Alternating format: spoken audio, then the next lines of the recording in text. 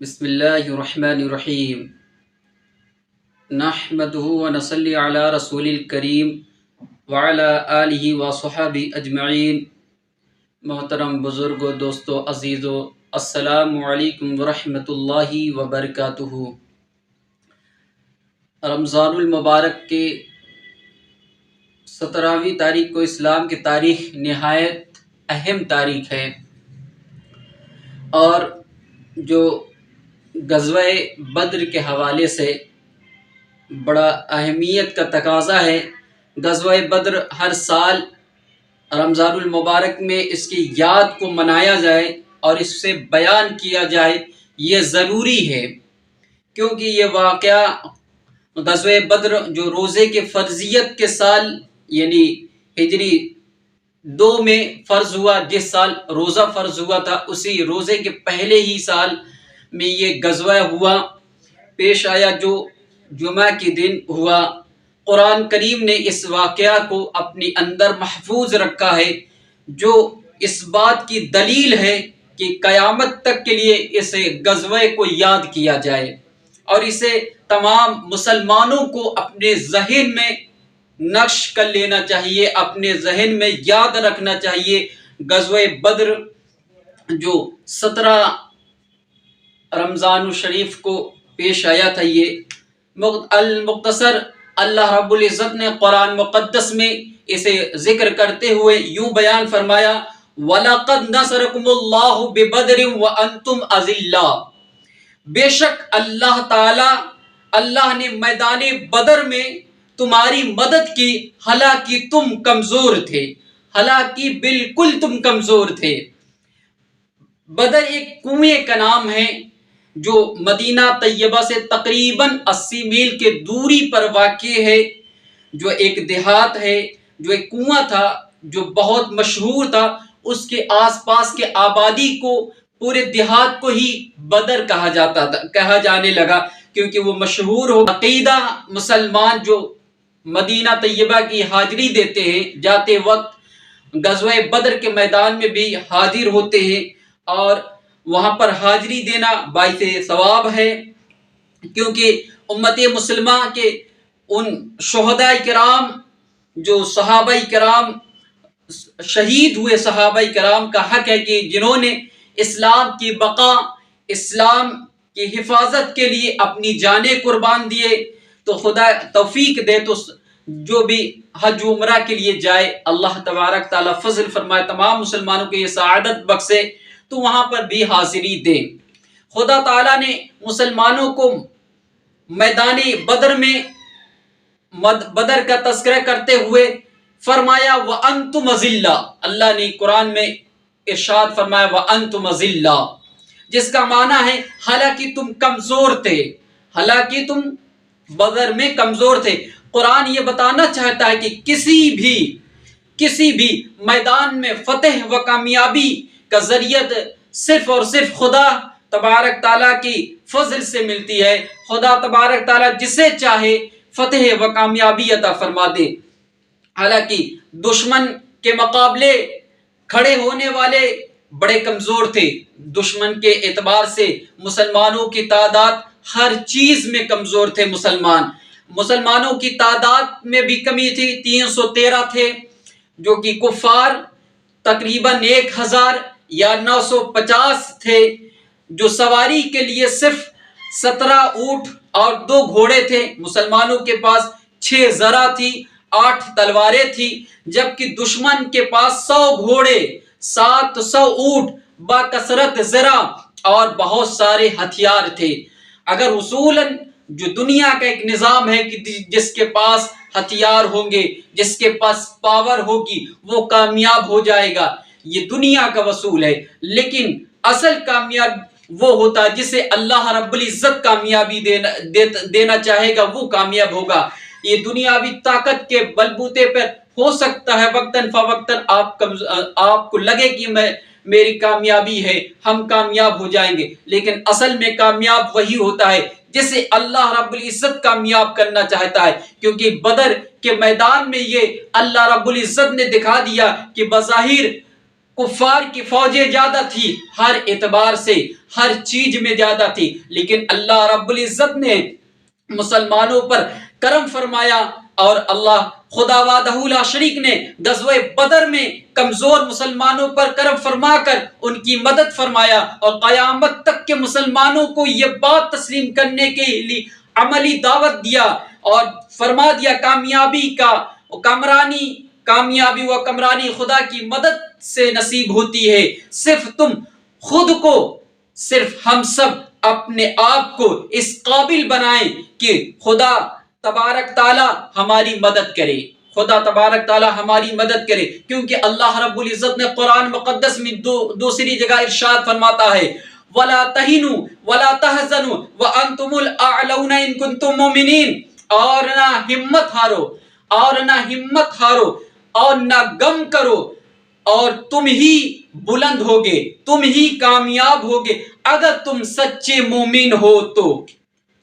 یعنی مومن کامل ہونا خدا کی طرف سے کامیابی و کامرانی کی ضمانت ہے۔ جو مومن کامل ہوتا ہے، کامل ہو جائے تمام مومن، تو اللہ فرماتا ہے کہ یہ اس کے لیے ضمانت ہے کہ اللہ تبارک تعالیٰ اسے کامیاب کرے گا۔ غزوہ بدر میں شریک ہونے والے وہ مومن کامل تھے جو خدا کی مدد کے مقابلے میں دنیا کی ہر طاقت کو کمزور جانتے تھے، تبھی تو اللہ تبارک تعالیٰ نے ان کی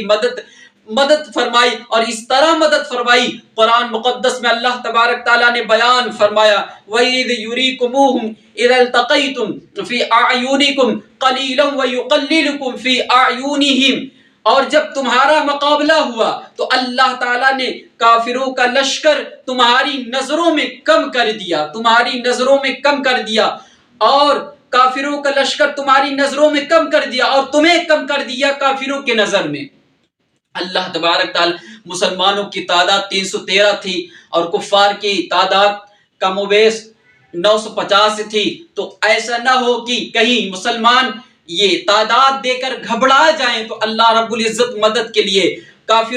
مسلمانوں کی نظروں میں کافروں کی تعداد کو کم کر دیا۔ وہ بظاہر زیادہ تھے لیکن دکھ رہے تھے کم، اور کافروں کے بھی نظر میں مسلمانوں کی بھی تعداد کو کم کر دیا، اس لیے کہ کہیں یہ تعداد زیادہ دے کر بھاگ نہ جائیں، کیونکہ وہ بدر کا جو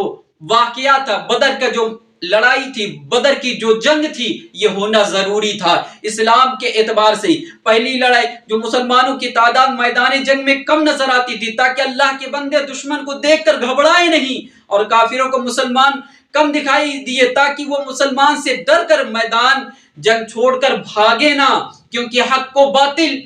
کا فرق اور ظاہر کرنے کے لیے جنگ کا ہونا ضروری تھا۔ اللہ رب العزت نے قرآن مقدس میں ایک جگہ اور ارشاد فرمایا، اللہ نے فرمایا کافر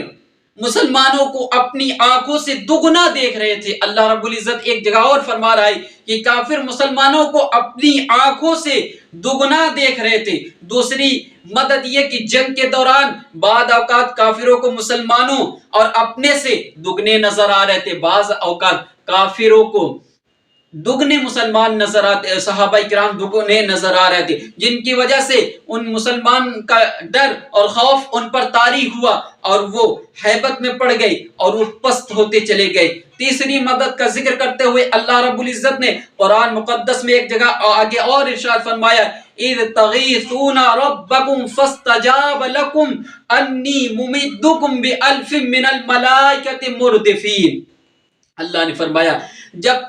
تم فریاد کر رہے تھے اپنے رب سے تو اس نے تمہاری فریاد قبول کی اور فرمایا میں تمہاری 1000 فرشتوں سے مدد کرنے والا ہوں جو پے در پہ آنے والے ہیں۔ میدان بدر میں جنگ کی رات سب سو رہے تھے، لیکن کائنات کے آقائد عالم صلی اللہ تعالی علیہ وسلم دعا کر رہے تھے۔ سب مسلمانوں کے صفوں کو درست کیا، جنگ کی تیاری کیا، پھر اللہ کے محبوب معبود حقیقی کے سامنے ہاتھ پھیلائے ہوئے عرض کرنے لگے اے اللہ اب تیری اس مدد کا ملنے کا وقت آ گیا ہے، اس مدد کا ملنے کا وقت آ گیا ہے جس کا تو نے مجھ سے وعدہ کیا ہے۔ اے اللہ اگر مسلمانوں کی ایک چھوٹی سی جماعت کو تو نے ہلاک ہونے دیا تو تیری بھی عبادت نہ کی جائے گی، تیری عبادت نہ کی جائے گی۔ उम्मत के गमखार आकाई दो आलम सल्लल्लाहु ताला अलैहि वसल्लम ने अल्लाह रब्बुल इज्जत की इजाजत से गुलामों को खुशखबरी देते हुए सुनाया और फरमाया, घबराओ नहीं, आगे बढ़ो, पूरी हिम्मत और जुर्रत से आगे बढ़ो के साथ दुश्मनों पर मुकाबला शुरू हो गया। लेकिन जंग के दौरान दुश्मनों की तरफ से ये खबर मशहूर हो गई कि बहुत से बड़ा लश्कर, काफिरों का एक बहुत बड़ा लश्कर पहुंचने वाला है। तो इस खबर को सुनकर मुसलमान दहशत में पड़ गए, थोड़ा घबराने लगे। तो फिर नबी करीम सल्लल्लाहु ताला अलैहि वसल्लम खुदा के इरशाद के मुताबिक गुलामों को खुशखबरी देने लगे। आपने फरमाया, जब आप फरमा रहे थे मुसलमानों से, क्या तुम्हें काफी नहीं है कि तुम्हारा रब तुम्हारी मदद करे 3000 फरिश्तों से जो उतारे गए हैं? हाँ, काफी है। अगर तुम सब्र करो और तकवा इख्तियार करो, और अगर तमाम काफिर मिलकर भी एकदम मिलकर हमला करे, तो फिर भी तुम्हारा रब 5000 फरिश्तों से तुम्हारी मदद करेगा जो शान वाला है। और रब तबारक ताला ने ये तीसरी मदद का जिक्र किया। अल्लाह ने अपने रसूल की दुआ को कबूल फरमाया और इस्लाम के सिपाहियों की हिफाजत की, और जरूर 1000, 3000, 5000 फरिश्तों से मदद का वादा किया। और जब जंग पूरी हुई और जोर पर आई तो उन फरिश्तों ने अपना काम पूरा किया। तलवारें चलने लगी, चलने से पहले सर कटे नजर आने लगे। कुछ काफिरों के मुंह और नाक पर कोड़ों के निशान नजर आ रहे थे, और यही फरिश्तों का हुक्म था। फरिश्तों को अल्लाह रब्बुल इज्जत ने हुक्म दिया था, खुदा का हुक्म था कि अल्लाह तबारक ताला ने फरमाया था, बस तुम मारो उनकी गर्दनों पर और चोट लगाओ उनके जोड़ों पर। गौर कीजिए कैसी जबरदस्त मदद है खुदा की तरफ से कि दुश्मनों पर मार पड़ रही है और मारने वाला नजर नहीं आ रहा है। इसी तरह वो कुव्वत व कुदरत वाला रब है, अपने मोमिन बंदों की मदद करता है अल्लाह रब्बुल इज्जत। और अल्लाह जिसकी चाहता है अब उसे मदद फरमाता है, अपनी नुसरत से मदद फरमाता है। तो कल यानी आज 17 तारीख रमजानुल मुबारक की लग गई है। 17 तारीख को ये अहले बदर को अकीदत व मोहब्बत के साथ पेश करें, उनकी बारगाह में कुरान खानी करें, और भी तरह से उनके लिए साले सवाब नजर करें, और अपने लिए हम सब तमाम मुसलमानों के लिए दुआ करें। और दुआ यूं करें, आए मौला हम भी आज तेरे दुश्मनों के मुकाबले कमजोर और खार हैं। अपने गुनाहों की एतराफ करते हुए तुझसे अहले बदर की भीख मांगते हैं, तुझसे अहले बदर की भीख मांगते हैं और तेरी मदद के तलबगार हैं। ऐ मौला, बदर के सदके में हमारी मदद फरमा, हमें जिल्लत खारी से महफूज फरमा, और तमाम मुसलमानों की जान माल इज्जत आबरू की हिफाजत अता फरमा, और खास करके मैदान बदर के सदके में फिलिस्तीन की मदद अता फरमा,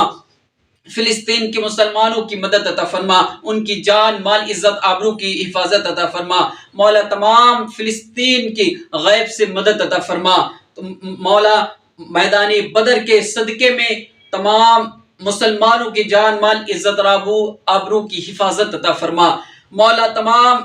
मुसलमानों के गुनाह सगायर गुनाह कबायर को माफ अता फरमा। मौला हम सबको तकवा की तौफीक रफीक अता फरमा, और अपने महबूब और कुरान मुक़द्दस अपने अहकाम, मौला तूने जो अहकाम बयान फरमाया उसके मुताबिक हम सबको जिंदगी गुजारने की तौफीक रफीक अता फरमा। ला इलाहा इल्लल्लाह मुहम्मदुर रसूलुल्लाह सल्लल्लाहु तआला अलैहि वसल्लम। मौला की बारगाह में मैं तौबा करता हूँ, मौला हमने जो कुछ बोला इस पर सबसे पहले मुझे अमल करने की तौफीक रफीक अता फरमा, उसके बाद तमाम भाइयों को अमल करने की तौफीक रफीक अता फरमा। मौला हमने जो कुछ बोला इस पर हमारे बोलने में पढ़ने में गलती माफ अता फरमा। मैं तौबा करता हूँ, अस्तगफिरुल्लाह रब्बी मिन कुल्ली ज़ंबि व अतूबु इलैहि, अस्तगफिरुल्लाह रब्बी मिन कुल्ली ज़ंबि व अतूबु इलैहि, अस्तगफिरुल्लाह रब्बी मिन कुल्ली ज़ंबि व